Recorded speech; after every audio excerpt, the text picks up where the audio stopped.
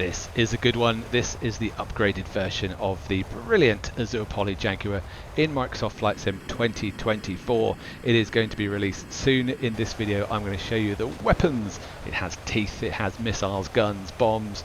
So I'm going to take it down to RAF Holbeach. I'm going to use my real world experience on the Tornado GR4 to show you some profiles and how to employ these weapons. No, it is not DCS levels of accuracy. It is a bit of fun, so you can use the aircraft a little bit more realistically. So we'll dig into it. If you've got any questions, put them down in the comments. There are chapters if you want to skip ahead. I hope you enjoy. So to set this thing up, in fact navigation wise, I've set it up so that my TACAN needle with an add vector is pointing at the bomb circle.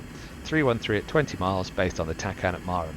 If you want to know more about how to use this navigation indicator, I'll put a link to a video I did recently on how that works. So we want to switch on the HUD first of all. The HUD switch is down behind the stick, this knob here. You set it to flight. If you set it all the way around to weapon, that's like the mass to enable the weapons, and then you'll find that the weapon control panel then works. Okay, so that is important. Up in the HUD, you need to rotate this top left knob here, and that will give you the air to ground symbology. You get a continuously computed impact point marker here. You'll see that better when we're flying a bit lower or a bit more of a dive angle. You've got a fly down indicator based on your rad out. You'll see some of that later for a lay down approach. And on the right hand side you've got an R, which tells you your in parameter for the weapon release. Now that's not just a confidence thing, that will actually stop you dropping weapons, I do believe. In the middle you've got the dot, and that's just where the nose of the aircraft is pointing. Let me deselect the autopilot so we don't fly all the way to Scotland whilst I'm talking about stuff. Alright, so now we've got the HUD working, we've set the rad outs, we've switched on the HUD and the weapons down here. On the weapon control panel there's plenty to mess about with. So we have the pylons represented by buttons, you've got the under fuselage, you've got a gun arm here which is the two green C's, so that's the switch lower left. Just having a look where we are. You have an air-to-air missile safety switch, that does work. The switches here don't work at the time of recording. And you have a Jettison button, so that's the Jettison button, uncover it if you need to. Emergency 1 is one press removes one of the weapons you have selected. And emergency 2 is one press removes all of the weapons you have selected, apparently accurate to the actual aircraft. If you want to jettison fuel tanks, then that is still the button over to the left hand side. Once you've got bomb selected, the blue light comes on and you're good to go. But I'm going to start off by jettisoning, difficult for me to say, and we'll take a look at what it looks like. Sometimes this works, sometimes it doesn't. So let's check it out.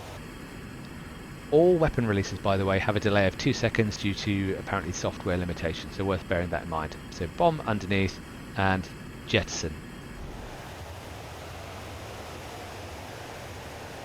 Nice.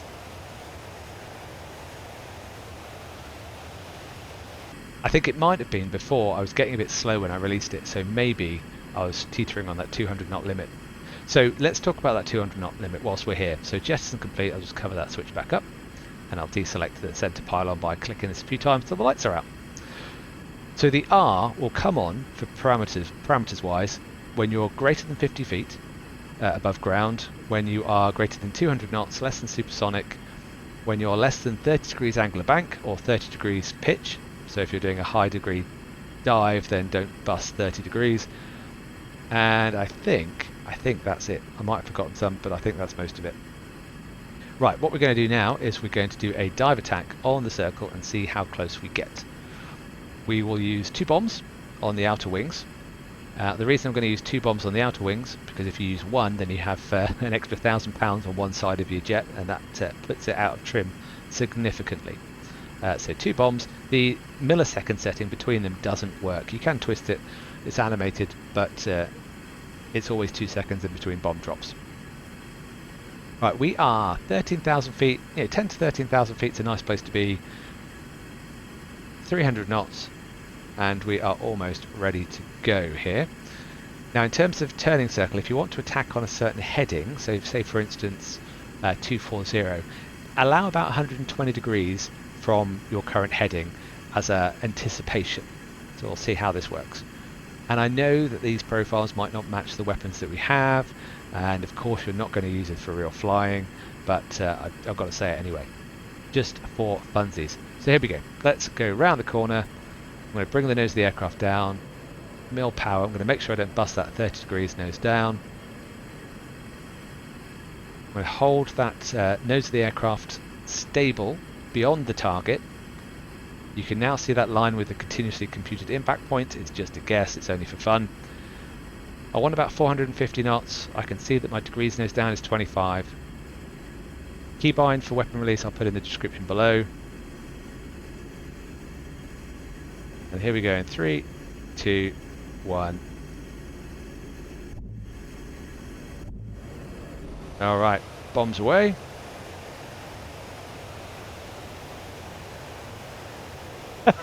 Oh, there we go. Delayed impact, but actually you can see the first one was only a few meters long. So I'll take that, that's not too bad. And the explosions were quite dramatic. I like that.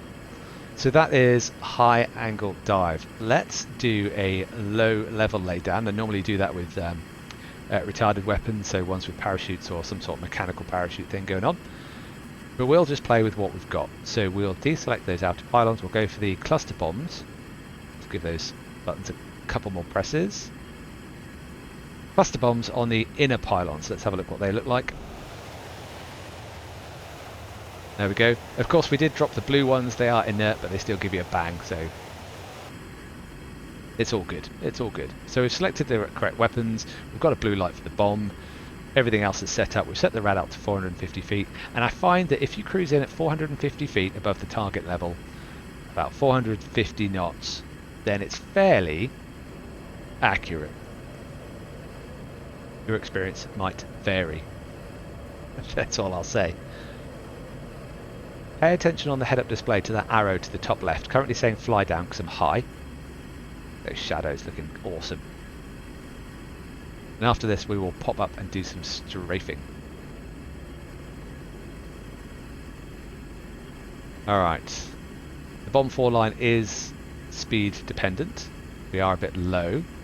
Ordinarily be a fly up. There's the flat circle which tells us we're roughly level.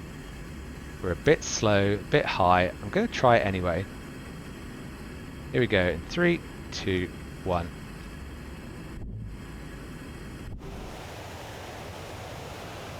And oh no, come on. Now sometimes the smoke doesn't go off, and I think based on where it is, it might be that the first bomb might, and I know this is a big claim like the fish that got away, might have impacted correctly but went dud, and the second one exploded normally. Again, your experience might vary, but that's what I recommend. 450 knots, 450 feet. Give it a go. Change some parameters, try and be precise, and you might find that you can get it fairly accurate each time. Now that we've completed that, let's try some strafage. So, we need to arm the gun. Gun is armed. Number 1 is a burst. Number 2 is spray and pray for as long as you like. And again, keybinds in the description down below. We are at 9,000 feet. You can see the strafe panels just in the undershoot of the dive circle. We'll do some of that after this first pass here. So here we go. Now there is no aiming device in the HUD. I find it's kind of at the top of the bomb four line that might work. Let's try this. Maybe halfway in between. And that's what it looks like. Spray and pray and just walk your bullets on. That was really inaccurate. I went too fast and all that stuff. Yeah, I know. I get it.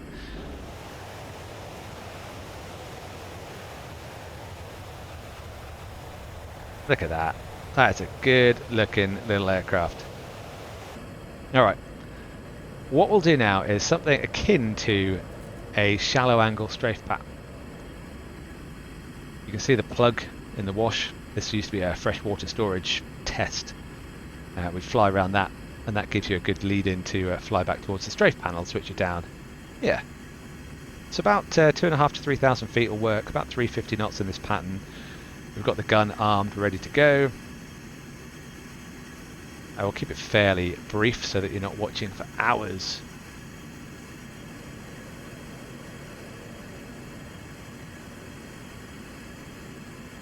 And then after this pass, I'll cut away and do some missiles, because I think you have to be in the A model.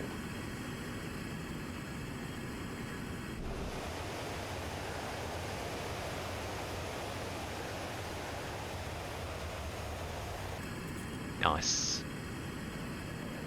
We've gone around the plug, and then you just make the line up as you wish. Down the coast it works. Let the nose come down. You're aiming for about 5 to 10 degrees, ideally 8. And again, we don't have anything for reference on where we're firing, so we'll just take a guess about there.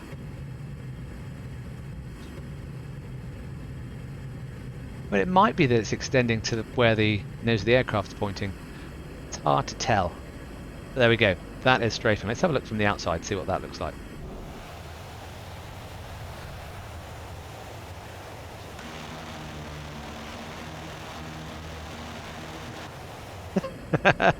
Nice. Nice. And we're going to load up a couple of bombs and just drop them so that you can see what they look like. In fact, let's see if we can get them all dropping. Here we go. Right, FPS away. We need to select 1, 2, 3, 4. All of those. We'll select all of the bombs.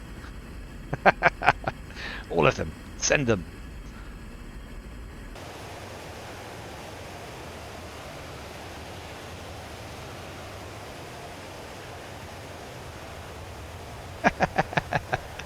Nice. Sticker bombs.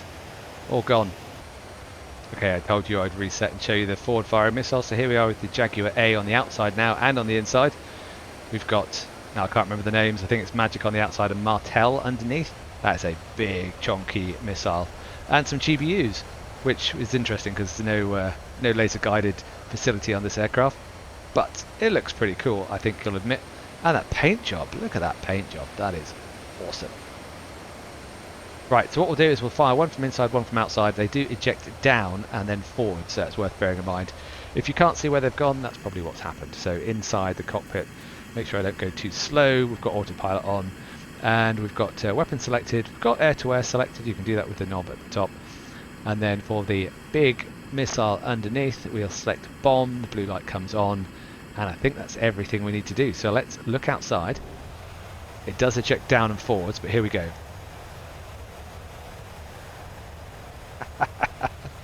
And then if you wait a sec, it climbs up as well. Look at that. That is cool as. I like that. I like that a lot. Okay, so that was weapon release button. It's technically kind of a bomb, but I know it's a missile, sure. So we'll deselect that. And then we'll select our air-to-air missiles, green colour on these pylon selectors. We'll also select the air-to-air missiles away from safe. We'll put it left, so the left one goes first, and we'll fire just the left one. How's the speed? Speed's looking okay. Now they eject down. I don't know if you'll see it from in cockpit, but we'll give it a go. Can I see it? Can I see it? There it goes. You can just see the fire. That climbs up as well. That's tidy. I like that a lot. That's very cool. Right, we will select the right hand side and have a look from the outside.